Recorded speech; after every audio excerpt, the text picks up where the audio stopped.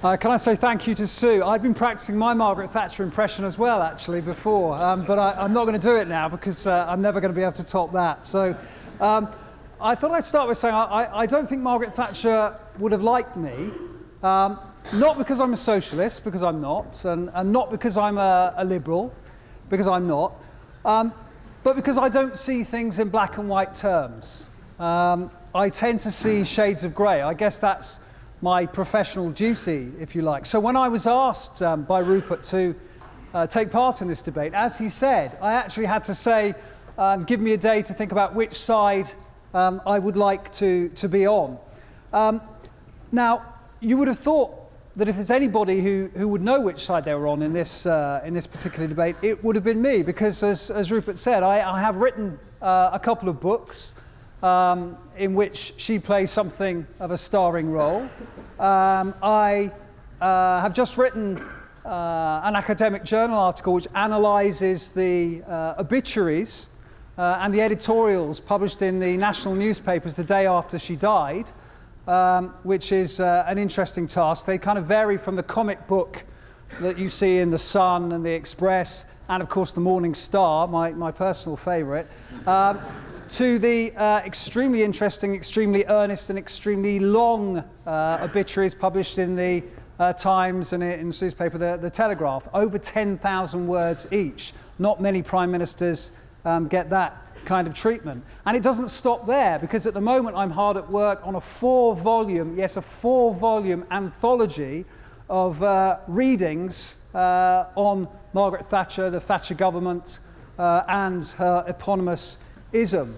And that includes not just sort of hardcore political science stuff, the number crunchy stuff, but also quite a bit of political and economic history, and some fairly left field stuff. I do recommend one particular piece I'm going to include, the title of which is One of Us, The Queer Afterlife of Margaret Thatcher as a Gay Icon. Who knew? But that's a joy for you to come when eventually you fork out all the money that Routledge will charge for that particular volume.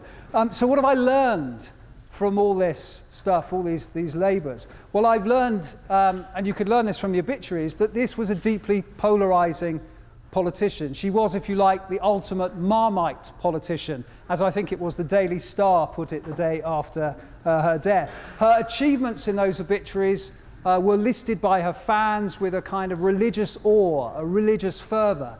And likewise, her legacy was condemned by her opponents as destructive, as poisonous, as anti-democratic, and even disastrous. And we've heard some of that tonight. So we've heard both sides, if you like. That's exactly what I read when I was reading through those obituaries.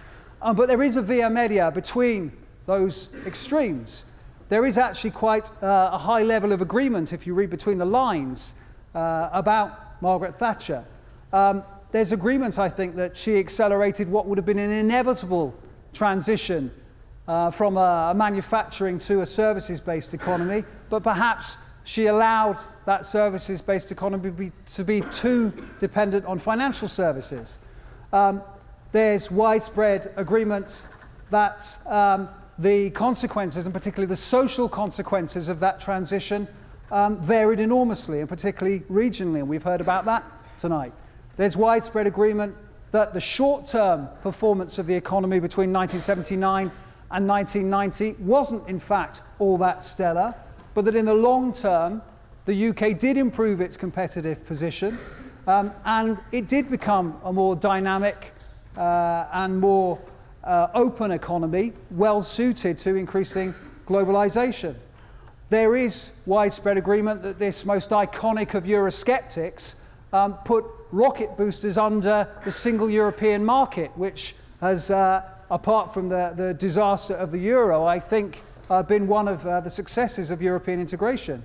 There's widespread agreement that as an advocate of non-intervention, of setting people free, she centralised governance in this country to an unprecedented degree, and sometimes to no great purpose. After all, the government of London, which Ken Livingstone was in charge of when she abolished it, had to be reinvented a little bit later on, and that has given us Boris Johnson, a very good thing, some people would say. There is widespread agreement that she gave many ordinary people a stake for the first time in capitalism, but that one of the consequences of that was an explosion in inequality. And we know from international experience that inequality does not necessarily make for a healthy economy or perhaps for a particularly happy population. There is widespread agreement that this was the politician who, as we've already heard, was responsible for one of our most famous and well-deserved military victories against an authoritarian dictatorship. But perhaps in so doing, in winning that victory, she helped foster the damaging illusion that we are still a world power and have to spend to prove it. She played no small part, there is widespread agreement, in bringing down actually existing socialism in the Soviet bloc.